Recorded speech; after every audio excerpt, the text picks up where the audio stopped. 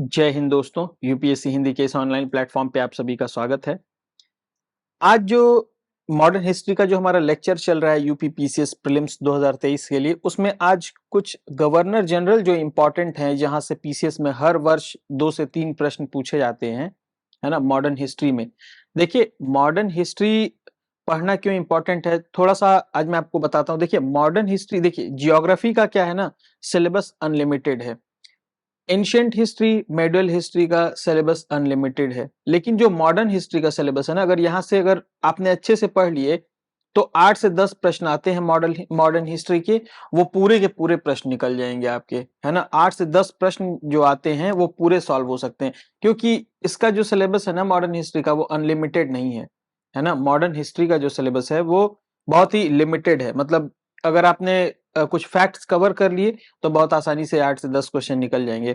तो उसमें जो अगला इंपॉर्टेंट टॉपिक है हमारा, गवर्नर जनरल से क्वेश्चंस बनते हैं। तो आज हम लोग देखेंगे गवर्नर जनरल्स को, है ना। गवर्नर जनरल से रिलेटेड कुछ जो इंपॉर्टेंट क्वेश्चंस हैं उनको देखेंगे। तो आइए, जो गवर्नर जनरल से पहला प्रश्न है वो है कि बंगाल का प्रथम गवर्नर किसे बनाया गया।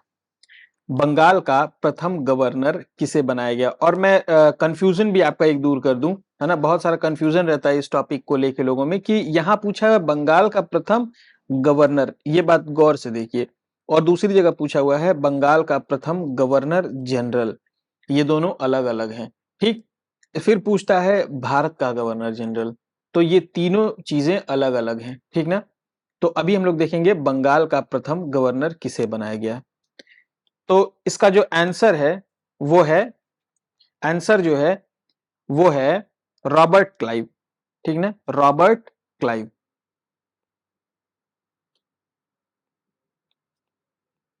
Robert Clive.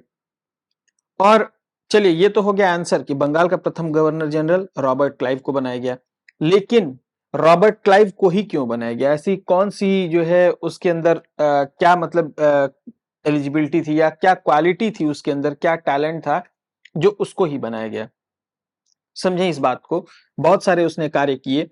देखिए, ये 2 टर्म में आया था, इंडिया जो है ये 2 टर्म में आया था, मतलब 2 बार आया, ठीक। इसका जो प्रथम काल था, जो फर्स्ट, जो इसका जो पहला प्रथम काल था, वो 1756 से लेकर के 1760, 1760 पहले इन 5 वर्षों तक रहा। फिर उसके बाद 1765 में आया ये, और फिर कब वापस गया, 1767 में, 1767 में ये वापस गया। तो ये इसका सेकेंड टर्म है। तो जब फर्स्ट टर्म में आया था ये, तो प्लासी का युद्ध हुआ था सॉरी, जब ये फर्स्ट टर्म में आया था तो प्लासी का युद्ध हुआ था, ठीक, 1757 में। और देखिए 1764 में बक्सर का युद्ध हुआ था, तो उस समय ये नहीं था। 1764 में जब बक्सर का युद्ध हुआ था तो उस समय ये भारत में नहीं था, फिर 1765 में आ गया। तो एक और प्रश्न जो मुझे याद आ रहा है, पूछता है यूपीपीसीएस में कि बक्सर के युद्ध के समय बंगाल का गवर्नर, सॉरी भारत का नहीं, बंगाल का गवर्नर कौन था। तो वेंसीटाट, वेंसीटाट नाम का व्यक्ति था, वो उस समय बंगाल का गवर्नर था। तो ये कंफ्यूज मत हो जाएगा, क्योंकि उसके जस्ट बाद भी आ गया और उसके पहले भी था, तो कभी कभी लोग कंफ्यूज होकर के, और ये ऑप्शन नंबर ए में देगा ये आपको, रॉबर्ट क्लाइव। तो यहाँ पे गलत नहीं करना है आपको, ठीक ना। तो इसको क्यों बनाया गया, इस बात को हम समझ लें, और जो और क्वेश्चंस बन सकते हैं, क्योंकि देखिए, अब ये देखिए, जब पीवाईक्यू आपने सिर्फ कवर किया तो रॉबर्ट क्लाइव सिर्फ आप पढ़ करके आगे निकल गए। अब देखिए, जब आप पूरा टॉपिक कवर करेंगे तो आपने ये पढ़ लिया कि ये 2 काल में भारत आया था। पहली बार में 1756 से 60 तक रहा, दूसरी बार में 1765 से 1767 तक रहा। बक्सर के युद्ध के समय बंगाल का गवर्नर कौन रहा, कई सारे आप क्वेश्चन कवर कर रहे हैं। अभी आप स्टोरी भी समझ लें कि इसको क्यों बनाया गया।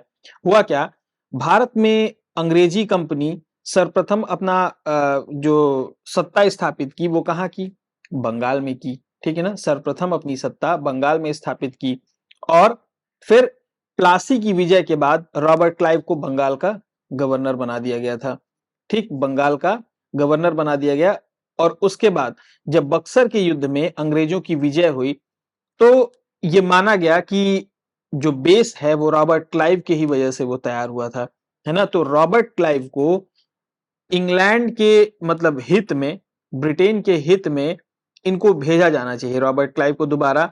और यह सर्वसम्मति से, यानी सभी लोग मिलकर ये तय किए ये बात कि भारत की जो सत्ता है उसको संभालने का उत्तरदायित्व तो किसको दिया जाए, रॉबर्ट क्लाइव को दिया जाए, जिसने भारत में अंग्रेजी साम्राज्य की क्या रखी थी, अंग्रेजी साम्राज्य की आधारशिला, जिसने बेस रखी थी। और फिर क्या होता है 1765 में वापस, है ना, रॉबर्ट क्लाइव को बंगाल का गवर्नर बना करके भेज दिया जाता है। ठीक, तो ये दो काल हो गए। उसने जो काम किए थे रॉबर्ट क्लाइव ने, वो काम कौन कौन से थे, उनसे भी कई बार प्रश्न, जैसे ये अगला प्रश्न है, बंगाल में द्वैध शासन किसने लागू किया। अब ये द्वैध शासन क्या है, किसने लागू किया, तो रॉबर्ट क्लाइव ने ही लागू किया। लेकिन अब ये द्वैध शासन क्या है और कौन कौन से, अब इस बार पिछले बार हो सकता है पूछा, मतलब पहले कि बंगाल में द्वैध शासन किसने लागू किया, हो सकता है रॉबर्ट क्लाइव से दूसरा कार्य पूछ दे क्योंकि वो इंपॉर्टेंट है। ठीक है ना, यूपीपीसीएस, आप इस बात को समझ लें कि रॉबर्ट क्लाइव इंपॉर्टेंट हो गए। रॉबर्ट क्लाइव से रिलेटेड बहुत सारे इंफॉर्मेशन अब आपको तैयार करने हैं। देखिए, पहले काम तो उसने क्या किया कि 1765 में आया, तो जब 1764 में बक्सर का युद्ध हुआ था, तो शाह आलम द्वितीय, है ना, शाह आलम द्वितीय जो मुगल बादशाह थे, अवध जो कि अवध का साम्राज्य, अवध का नवाब जो था उससे, और बंगाल का नवाब, इन तीनों को हराए थे जो है अंग्रेज। ठीक, उसके बाद क्या करता है, जब ये रॉबर्ट क्लाइव आता है तो ये सबसे संधियां करता है, ट्रीटी करता है, ठीक ना, सबसे ट्रीटी करता है। तो सबसे पहला ट्रीटी करता है शाह आलम द्वितीय से। शाह आलम द्वितीय से, इसको कहते हैं हम लोग इलाहाबाद की संधि। ठीक है ना, इलाहाबाद की संधि कहते हैं इसको, या इलाहाबाद की दूसरी संधि कह सकते हैं। 1765 में इसने किया था। और इसके अनुसार क्या तय किया गया कि 26 लाख रुपए के बदले अंग्रेजों को बंगाल, बिहार, उड़ीसा की दीवानी स्थायी रूप से दे दी जाए, और बादशाह को अंग्रेज जो है वो पेंशन देंगे, कितने की, 26 लाख रुपए की, कितने की, 26 लाख। और इसके बदले अंग्रेजों को क्या किया जाए, बंगाल, बिहार और उड़ीसा, किन तीन राज्यों की, बंगाल, बिहार और उड़ीसा, इन तीन राज्यों की जो है वो दीवानी दे दी जाए। दीवानी का अर्थ ये होता है कि जो टैक्स कलेक्ट करते हैं, यानी टैक्स कलेक्शन का जो राइट है वो अब अंग्रेज करें, भारतीय ना करके, नवाब ना करके, कौन करे, अंग्रेज करे। दूसरी संधि इसने की अवध के नवाब से।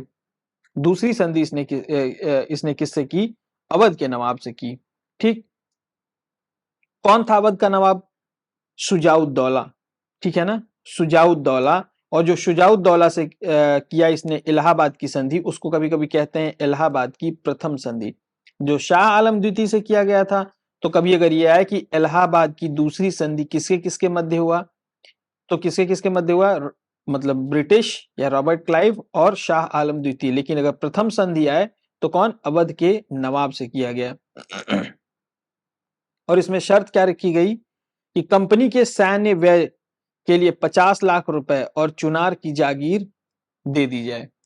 ठीक है ना, दो शर्त क्या रखे गए कि जो उनका सैनिक, जो अंग्रेजों को भारत में सैनिक रखने के लिए 50 लाख रुपए की जरूरत थी, वो रकम दे दी जाए, और दूसरी जो चुनार है, चुनार जो जगह है उसकी जागीर, वो मतलब अब वहां पे भी टैक्स कलेक्शन का जो पार्ट है वो किसको दे दिया जाए, अंग्रेजों को दे दिया जाए। नवाब ने अंग्रेजों को मित्रता की शर्त पर अन्य सुविधाएं भी मुहैया कराई। ठीक है ना, जिसके अवध प्रांत में अंग्रेज निर्बाध व्यापार कर सकते थे, और नवाब जो है आवश्यकता पड़ने पर अंग्रेजों को सैन्य सहायता भी दे सकता था। मतलब आप समझ रहे हैं क्या कहना चाह रहा हूं मैं, कि मतलब ट्रीटी में यह भी किया गया, ट्रीटी में यह भी कहा गया कि आप हमको अन्य सुविधाएं मुहैया कराइए, मतलब जो आपका सैनिक है उसका भी हम इस्तेमाल कर पाए, जो आपके पैसे हैं उनका इस्तेमाल कर पाए, जो आपका धन है हम उनका इस्तेमाल कर पाए। ठीक है ना, और इसके बदले वो क्या करते थे, अंग्रेजों को सहायता देते थे। और ये हो गया कि अब आपसे हम लोग युद्ध नहीं करेंगे, और कोई और अगर आएगा तो हम लोग आपके तरफ से उसमें क्या करेंगे, युद्ध करेंगे। और इसके बदले जो नवाब था वो क्या किया, अंग्रेजों को निर्बाध व्यापार, यानी कि अब आप मतलब आपके ऊपर कोई बंधन नहीं लगाया जाएगा, आप बंधन मुक्त व्यापार करिए अब आप। ये किसने दे दिया, अवध के नवाब शुजाउद्दौला ने। तीसरी जो संधि की गई वो बंगाल के नवाब से की गई थी, ठीक है ना, बंगाल के नवाब से की गई थी। इसमें क्या किया गया, इसमें क्या किया गया, इसमें यह किया गया, कहा गया कि बंगाल बिहार उड़ीसा की जो दीवानी है अंग्रेजों को मिल चुकी थी, ठीक है ना, बंगाल बिहार उड़ीसा की दीवानी अंग्रेजों को मिल चुकी थी, पर जो निजामत या प्रशासन का कार्य जिसको आप बोल सकते हैं वो नवाबों के ही हाथ में रहेगा, जिसके बदले अंग्रेजों को नवाब को निजामत के कार्य पर 53 लाख रुपए देने थे। इस संधि से बंगाल में 1765 से द्वैध शासन प्रारंभ हो गया। क्या हो गया, द्वैध शासन प्रारंभ हो गया। यानी समझ में आ रहा है बंगाल में द्वैध शासन व्यवस्था क्या थी, यह ऐसी शासन व्यवस्था थी जिसमें कि जो राजस्व है वो अंग्रेज वसूलेंगे और जो निजामत का कार्य है वो कौन देखेगा, वो नवाब देखेगा। मतलब समझ रहे हैं कि अब सपोज कीजिए कि आप एक फैमिली के सदस्य हैं और उस फैमिली में दो लोग हैं, ए और बी, ठीक, ए और बी दो लोग हैं। तो अब ए कह रहा है कि जो घर में पैसा इकट्ठा होगा, जो सैलरी आएगी वो मेरे अकाउंट में आएगी, और जो हेल्थ का काम है सारा, जो घर का राशन पानी लाना है वो बी लाएगा। अब समझ रहे हैं ये बी पूरी तरह से डिपेंडेंट हो जाएगा किसके ऊपर, ए के ऊपर, कि अब ये जो ए बोलेगा वो बी करेगा। अब पता चले कि ये संधि हो गई, ये द्वैध संधि है एक तरह से, है ना, द्वैध शासन यही है। अब घर में पता चले सी डी ई एफ ये लोग पड़े हुए हैं घर में, अब ये लोग जब इससे कहने जा रहे हैं कि भैया घर में कुछ है नहीं, है ना, खाने को नहीं है कुछ, वो बीमार, तो बोले अरे इसका तो पावर मैंने बी को दिया हुआ ना, मेरे पास तो कोई पावर ही नहीं है कि मैं हॉस्पिटल लेके जाऊं, मैं घर का राशन, मेरे पास कोई पावर नहीं, ये सारा पावर मैंने किसको दे रखा है, बी को, तो बी ही ला सकता है, मैं नहीं ला सकता हूं। अब बताइए, जब अब ये बात ये बोल के भेज दिया, अब ये लोग क्या करेंगे, इसका सर चाटेंगे आकर के कि जब तुमको पावर दिया गया है, लिखित रूप में वो दिखा रहा है कि पावर इनको दिया गया, अरे भैया पैसा तो ये रख रहा है ना, तो पावर इसको कैसे दिया गया, ये तो समझ रहे हैं आप क्या कर रहा है ये। फूट डालो की नीति यहीं से शुरू है ना, मतलब देख रहे हैं कहीं भी मतलब कैसे फूट डाल सकते हैं, ये देख लीजिए, ठीक। तो ये समझ में आया द्वैध शासन। चलिए अब नेक्स्ट देखते हैं हम लोग कि बंगाल का प्रथम गवर्नर जनरल कौन था, बंगाल का प्रथम गवर्नर जनरल कौन था, ये देखते हैं हम लोग। तो कौन था, वॉरेन हेस्टिंग्स। वॉरेन हेस्टिंग, इनका शासन जो वॉरेन हेस्टिंग का था वो कब से था, 1772 1772 से लेकर के 1785 तक, 1772 से लेकर के 1785 तक, यानी ये जो 12-13 साल का जो टर्म था वो बंगाल के प्रथम गवर्नर जनरल इन्हीं को नियुक्त किया गया। 1773 में एक एक्ट पास हुआ था, याद है आपको, तो वो किसके शासन में हुआ होगा, ये जब याद रहेगा तो अपने आप कनेक्ट कर लेंगे, वॉरेन हेस्टिंग के समय में हुआ था, ठीक। इसके बारे में कहा जाता है कि एक प्रश्न इससे जो मुझे याद आ रहा है कि ये बंगाल का एकमात्र गवर्नर जनरल था, है ना, पहला था और एकमात्र था जिसमें इंग्लैंड पर महाभियोग, इंग्लैंड जाने के बाद इस पर महाभियोग चलाया गया था, यानी कि इसको बहुत ज्यादा भ्रष्टाचार इसने भारत में कर रखा था, ठीक ना।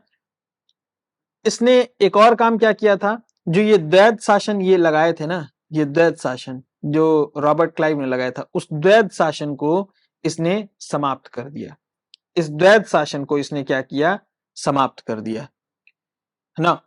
फिर और इसने जो काम किए उनको देखते हैं। ये क्या किया कि पहले तो इसने वो हटाया, है ना, उसके बाद क्या किया, हेस्टिंग्स ने बंगाल के नवाब से निजामत का जो अधिकार था वो भी ले लिया, जो निजामत का अधिकार था वो ले लिया, और अब बंगाल बिहार और उड़ीसा का शासन पूर्णतः कौन देखने लगा, कंपनी देखने लगी, है ना, कंपनी देखने लगी। और एक नाबालिग अल्पवयस्क छोटे बालक को इसने क्या किया, नवाब बना दिया, नवाब बना दिया। और एक मुन्नी बेगम नाम की स्त्री थी, उसको इसने क्या किया कि अब आप इसका संरक्षण करें। सोचिए एक बच्चे को नवाब बना करके बंगाल का, मुन्नी बेगम को लगा दिया कि अब आप इसका संरक्षण करें। और कहीं ना कहीं ये कहा जाता है कि मुन्नी बेगम से इसने रिश्वत भी ली थी। मुन्नी बेगम से क्या किया था इसने, रिश्वत लिया था। कि मतलब इनडायरेक्टली कहीं ना कहीं तो अब मुन्नी बेगम ही देख रही है ना। लेकिन चलिए दूसरा जो इसने सबसे अच्छा कार्य किया, जिसके लिए लॉर्ड हेस्टिंग को निष्पक्ष न्याय का जन्मदाता कहा जाता है, ये क्या था, मतलब क्यों कहा गया इसको निष्पक्ष न्याय का जन्मदाता, है ना। बहुत इंपॉर्टेंट यहां से क्वेश्चन बन सकता है इस वर्ष। ठीक, क्योंकि आपने पॉलिटी में भी ये पढ़ा होगा कि कलकत्ता में रेगुलेटिंग एक्ट कब लागू होता है, 1773 में लागू होता है रेगुलेटिंग एक्ट। और उस एक्ट में, उसी एक्ट के तहत 1774 में एक सुप्रीम कोर्ट की स्थापना की जाती है। सुप्रीम कोर्ट की स्थापना, इसमें पॉलिटी में कभी कभी ये क्वेश्चन को डाल देता है, लेकिन हिस्ट्री में भी आता है ये क्वेश्चन, है ना। उसके मुख्य न्यायाधीश कौन थे, लॉर्ड एलिजा इम्पे। कौन, लॉर्ड एलिजा इम्पे थे। इसमें दो अलग अलग व्यवस्था की गई थी, दो अलग अलग व्यवस्था की गई थी। वो व्यवस्था क्या थी, जैसे एक होता है दीवानी मुकदमा और एक होता है फौजदारी। तो जो दीवानी मुकदमा था उसमें हिंदू के लिए हिंदू विधि के अनुसार उसमें न्याय दिया जाता था, और मुसलमानों के लिए मुस्लिम विधि के अनुसार उसमें जस्टिस दिया जाता था। लेकिन जब बात फौजदारी मामलों की होती है, जब बात फौजदारी मामलों की होती है, तो उसमें क्या होता था, मुस्लिम कानून ही लागू होता था। ठीक, और हेस्टिंग्स ने न्याय व्यवस्था के और भी बहुत सारे सुधार किए थे, इसीलिए उसको निष्पक्ष न्याय का जन्मदाता कहा जाता था। ठीक, तो ये यूपीएससी में ये इस तरह से क्वेश्चन पूछता है, ऐसे घुमा करके पूछ सकता है कि फौजदारी मामलों में क्या किया जाता था, इन मुकदमों का अनुसार हिंदू और मुस्लिम लॉ के तहत किया जाता था, तो पता चलेगा गलत हो जाएगा। ठीक, उसमें यूपीएससी में करता है, पीसीएस में इतना डीप नहीं जाएगा, है ना। चलिए अगली बात है, कलकत्ता में एशियाटिक सोसाइटी ऑफ बंगाल की स्थापना किसने की थी, इसी ने की थी, वारन हेस्टिंग नहीं की थी। एशियाटिक सोसाइटी की, एशियाटिक सोसाइटी ऑफ बंगाल, ठीक ना। मतलब इसने नहीं की थी, लेकिन इसने नहीं किया था, इसके शासनकाल में किया गया था। इसके शासन, ये बहुत ध्यान रखिएगा, देखिए मुझसे ही गलती हो गई। किसने किया था, 1784 में विलियम जोन्स ने किया था, ठीक ना। विलियम जोन्स ने किया था, और वो शासनकाल किसका था, लॉर्ड वारन हेस्टिंग। तो जब शासनकाल कभी कभी पूछता है, कभी कभी किसने किया ये पूछता है, तो अगर शासनकाल पूछेगा तब वारन हेस्टिंग मारना है, लेकिन अगर पूछेगा किसने किया तब वारन हेस्टिंग उस समय नहीं मारना, उस समय क्या मारना है, विलियम जोन्स। और कब किया गया, 1784 में। तो 85 तक इनका शासन है। ठीक, किसने किया था, ये विलियम जोन्स ने। ठीक, और इसने जो अगला एक काम किया था, अगला एक काम किया था, ये भी जान लें पहले कि इसकी स्थापना क्यों की गई थी, एशियाटिक सोसाइटी ऑफ बंगाल का। इसके तहत इतिहास, कला, विज्ञान, साहित्य में लोगों से, मतलब वहां के चीजों का, भारत के चीजों का अध्ययन करना इसका उद्देश्य था, है ना। इसका उद्देश्य यही था। ठीक, हेस्टिंग्स ने कलकत्ता मदरसा की भी स्थापना की थी 1782 में, ठीक ना, 1781 में, ठीक है ना। 1781 में, एक बार में देख लेते हैं इसको। पहला किस किस चीज की स्थापना हुई, एशियाटिक सोसाइटी ऑफ बंगाल की। दूसरा, 1781 में कलकत्ता मदरसा की स्थापना हुई थी। फिर 1782 में, 1782 में संस्कृत विश्वविद्यालय की स्थापना हुई थी, कहां पर, बनारस में। कहां पर हुई थी, अभी जिसको बोलते हैं आप लोग वाराणसी, वाराणसी में हुई थी संस्कृत विश्वविद्यालय की स्थापना। इसकी स्थापना अगर पूछेगा कि किसने की, किसने की, तो आंसर होगा जोनाथन डंकन। अगर पूछेगा किसने की, तो जोनाथन डंकन। किसके शासन काल में की गई, तो वो है वारन हेस्टिंग। देखिए आप लोग को ऐसे अलग अलग नजरिए से आप लोगों को पढ़ना पड़ेगा, ठीक है, नहीं तो पता चलेगा ये रट के आप गए कि किसने की और वहां पूछ दिया किसके शासनकाल में हुआ, तो फिर वहां पे गड़बड़ हो जाएगा। और इस तरह के प्रश्न अगर आप गलत कर देते हैं रिपीटेड, तो आप रेस से बाहर हो जाएंगे, क्योंकि एक रिपीटेड क्वेश्चन गलत होने का मतलब है कि आपको फिर एक आध किताब खंगालना पड़ेगा एक नए क्वेश्चन को करने के लिए, ठीक ना। चलिए, तो ये सारी चीजें थी, है ना। दूसरा, इसने क्या किया था, वारन हेस्टिंग्स ने, एक आपको याद है गीता का अनुवाद किया गया था किसके द्वारा? चार्ल्स विल्किंसन द्वारा। चार्ल्स विल्किंसन द्वारा किया गया था, ठीक ना? सॉरी, तो जो इसने ट्रांसलेशन किया था ना चार्ल्स विल्किंसन ने, उसकी जो प्रस्तावना लिखी थी वो किसने लिखी थी? वारन हेस्टिंग ने ही लिखी थी। तो सिर्फ प्रस्तावना लिखी थी।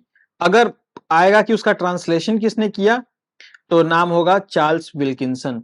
लेकिन जब आएगा कि प्रस्तावना किसने लिखी तो किसका नाम होगा? वारन हेस्टिंग का। आप लोग कंफ्यूज मत होइएगा, ठीक है ना? एकदम से कंफ्यूज नहीं होना है ना?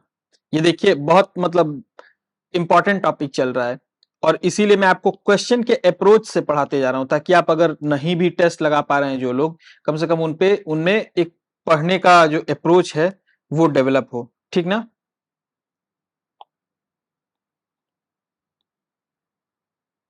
चलिए, नेक्स्ट जो क्वेश्चन है वो क्या है? कलकत्ता में एशियाटिक सोसाइटी ऑफ बंगाल की स्थापना, ये अपने आप सॉल्व हो गया, जो अगला क्वेश्चन था। नेक्स्ट है, स्थायी बंदोबस्त प्रणाली किसने लागू की? जो नेक्स्ट क्वेश्चन है वो है स्थायी बंदोबस्त प्रणाली किसने लागू की? ये क्या था? स्थायी बंदोबस्त प्रणाली जो थी वो एक भू व्यवस्था थी, मतलब भू व्यवस्था नहीं, भूमि से लगान वसूलने की व्यवस्था थी, या लगान व्यवस्था आप इसको कह सकते हैं, ठीक है ना? तो ये स्थायी बंदोबस्त प्रणाली कौन लेकर के आया? Lord Cornwallis. कौन? Lord Cornwallis. इनका शासन कब से कब तक रहा? 1786 से लेकर के 93। 1786 से लेकर के 1793, ठीक? ये 6-7 साल का इनका वो रहा। इन्होंने क्या क्या किया? देखिए, इनके बारे में एक बात कही जाती है कि कॉर्नवालिस एकमात्र गवर्नर जनरल हैं जिनकी मृत्यु जो है वो भारत में हुई, जिनकी मृत्यु भारत में। तो एकमात्र आ गया, तो इस टाइप के क्वेश्चन यूपीपीसीएस के लिए बहुत इंपॉर्टेंट हो जाते हैं। और जो इनको दफनाया कहाँ गया? गाजीपुर में, उत्तर प्रदेश में, और यूपी से रिलेटेड है ये फैक्ट, तो और भी ज्यादा इंपॉर्टेंट हो जाता है। लॉर्ड कॉर्नवालिस को कहाँ दफनाया गया? उत्तर प्रदेश में एक जिला है गाजीपुर, वहां पर दफनाया गया, ठीक है? इधर ईस्टर्न बेल्ट में तो रहने वाले लोग जान भी रहे होंगे लोग, ठीक? आइए आगे देखते हैं कि इस स्थायी बंदोबस्त में था क्या।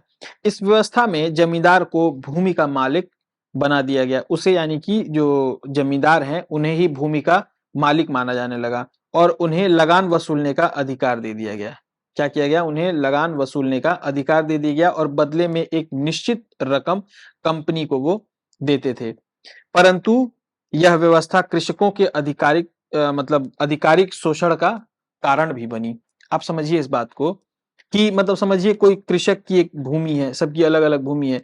अब अंग्रेज क्या किए? अंग्रेज लगान वसूलने की इनको मिली गई थी इनको अधिकार, ठीक? अंग्रेजों को बंगाल, बिहार, उड़ीसा में, है ना? वो एक क्रम से चल रहे हैं, क्रम में क्वेश्चन है तो इसीलिए आपको कनेक्ट भी कर पाएंगे। तो ये क्या किए कि जो ये भूमि है इसका मालिक किसको बना दिए? कोई एक जमींदार नियुक्त कर दिया, और उसको बोल दिए कि अब आप इस भूमि से वसूलेंगे। और दूसरी चीज, कितना वसूलेंगे उससे हमको कोई मतलब नहीं, हमको एक निश्चित रकम, जैसे जो भी अपना रखे होंगे, एक निश्चित रकम आप हमको दे दीजिए, उसके बाद आप किसानों से अधिक वसूलिए, कम वसूलिए, अपने पास रखिए, उनको दीजिए, हमसे उससे कोई मतलब नहीं है। तो अब आप समझ पा रहे हैं कि जो ये जमींदार हैं, जो जमींदार हैं, वो कृषकों के साथ क्या करेंगे? आप इस बात का अनुमान भी लगा पा रहे हैं। वो उनका शोषण करेंगे कि तुम ज्यादा से ज्यादा हमको लगान दो, चाहे अनाज के रूप में दो, चाहे पैसे के रूप में दो, पर लगान दो हमको। ये बात आपको समझ में आ रही कितना शोषणकारी ये व्यवस्था थी इनकी, ठीक? आइए आगे देखते हैं। जो अगला प्रश्न है ना, ये जो अगला प्रश्न है बड़ा मजेदार है कि भारत में सिविल सर्विसेज की का जन्मदाता किसे कहा गया? हाँ, आप सही समझ रहे हैं, यही सिविल सर्विसेज जिसके लिए अभी आप ये सब पढ़ रहे हैं, ठीक है ना? ये यही सिविल सर्विसेज है। इसके जन्मदाता कौन कहे जाते हैं? कौन कहे जाते हैं? लॉर्ड कॉर्नवालिस को ही कहा जाता है। पुलिस रिफॉर्म भी इसी ने लाया था, लॉर्ड कॉर्नवालिस ने ही लाया था, ठीक है ना?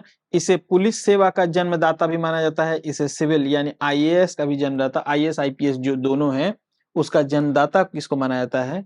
लॉर्ड कॉर्नवालिस को। चलिए एक बात बताता हूं आपको, कॉर्नवालिस ही भारत में सिविल सर्विसेज का जन्मदाता है, परंतु, है ना, परंतु फिर भी भारतीय इसे पास करके अधिक से अधिक किस रैंक तक पहुंच सकते थे? जो आप पीसीएस से मिलता है ना आपको, एसडीएम, है ना, एसडीएम जिसको बोलते हैं उप जिला अधिकारी, ठीक है ना, उप जिला अधिकारी एसडीएम जिसको बोलते हैं आप, सब डिविजनल मजिस्ट्रेट, उसी रैंक तक ये मैक्सिमम पहुंच सकते थे, ठीक है ना। और फिर क्या किया गया, 1853 से इस प्रतियोगिता परीक्षा मतलब इसको जो है क्या किया गया, प्रतियोगिता परीक्षा के माध्यम से इसमें लोग आने लगे। और भारत के प्रथम जो आईसीएस थे वो देवेंद्र नाथ टैगोर थे। जो सिविल सर्वेंट थे, इंडियन सिविल सर्वेंट थे, वो कौन थे? देवेंद्र नाथ टैगोर के पुत्र सत्येंद्र नाथ टैगोर।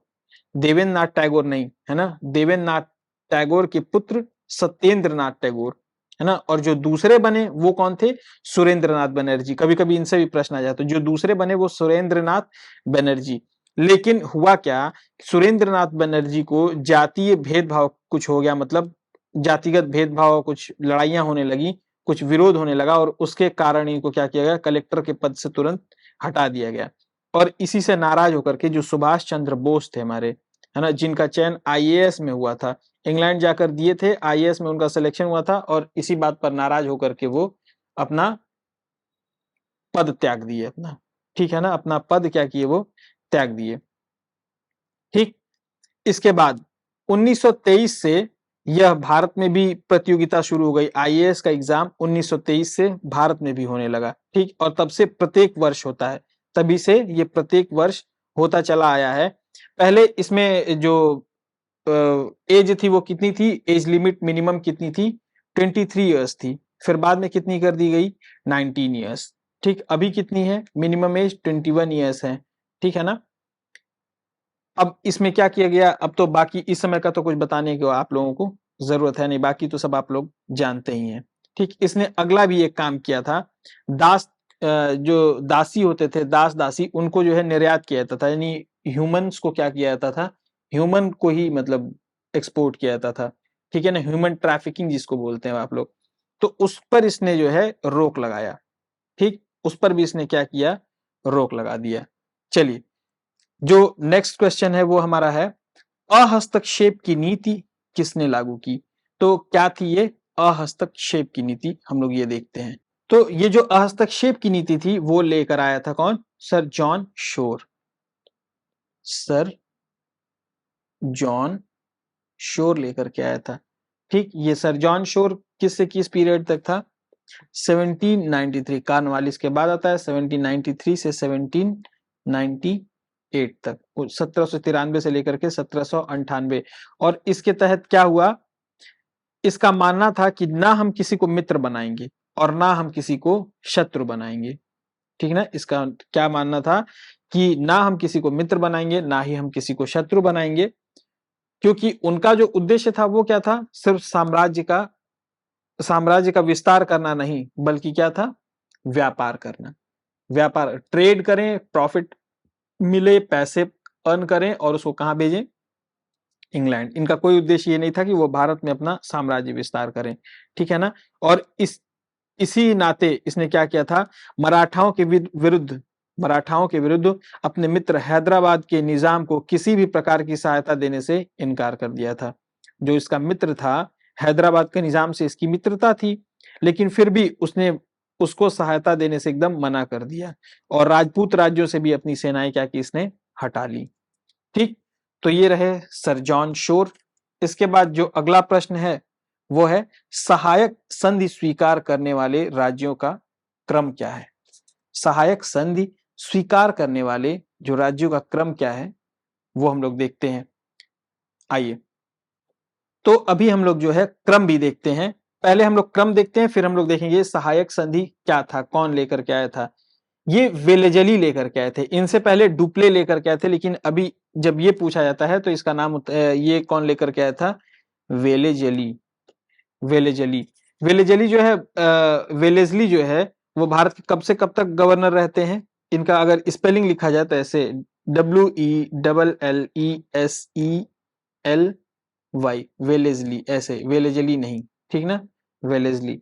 1798, 98, सॉरी 1798, 1798 से लेकर के 1805 5 तक ये रहते हैं, ठीक ना। और ये क्या करते हैं, ये सहायक संधि लाते हैं। अभी देखते हैं, पहले क्रम देखें हम लोग, आंसर पहले देख लें, ये तो पता चले आंसर ही छूट जाए। सबसे पहले ये क्रम पूछता है पीसीएस में, इससे कम से कम 10 बार तो इसी प्रश्न से आ चुका है ना।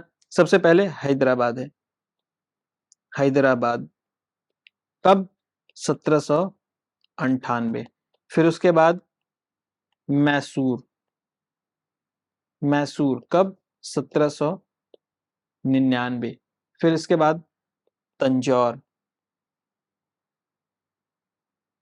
तंजौर, तंजौर कब, 1799 में। फिर इसके बाद अवध, अवध कब, 1801 में। अवध कब, 1801 में। फिर इसके बाद पेशवा, 1802 में। हाँ, ये अगर आप लोग सोच रहे हैं कि इसको याद करना पड़ेगा तो इसको बिल्कुल याद करना पड़ेगा। फिर भोसले, फिर सिंधिया, भोसले फिर सिंधिया। तो ये क्रम क्या है, सबसे पहले हैदराबाद, फिर मैसूर, फिर तंजौर, अवध, पेशवा, भोसले, सिंधिया। और आप लोग अगर डेट ना भी याद कर रहे तो कम से कम पहला और आखिरी याद कर लें। और बेसिकली ये जो है, बताता हूं एक चीज, ये हैदराबाद, मैसूर, तंजौर और अवध, ये चार तो एकदम याद कर लीजिए, ये चारों का क्रम पूछता है, ठीक। पेशवा तक याद कर लीजिए, ये भोसले सिंधिया छोड़ भी दीजिए, तो पेशवा तक कम से कम एकदम अच्छे से इसको याद रखिए, ठीक। अब ये जो है सहायक संधि थी क्या, ये देखते हैं। ये जो सहायक संधि था ना, इतनी खतरनाक व्यवस्था थी कि इसको सबसे पहले तो डुप्लेसिस लागू किया था। डुप्ले, डुप्ले है ना, कौन, डुप्ले कब, 1765 में। यहां से भी प्रश्न आया वो 1765 में, किससे, हैदराबाद की रियासत से, हैदराबाद से, है ना। यहाँ के निजाम से 1765 में डुप्ले ने किया था। यहां से भी एक प्रश्न आया हुआ है, रुकिए एक सेकंड, थोड़ा डिलीट कर लो इसको मैं।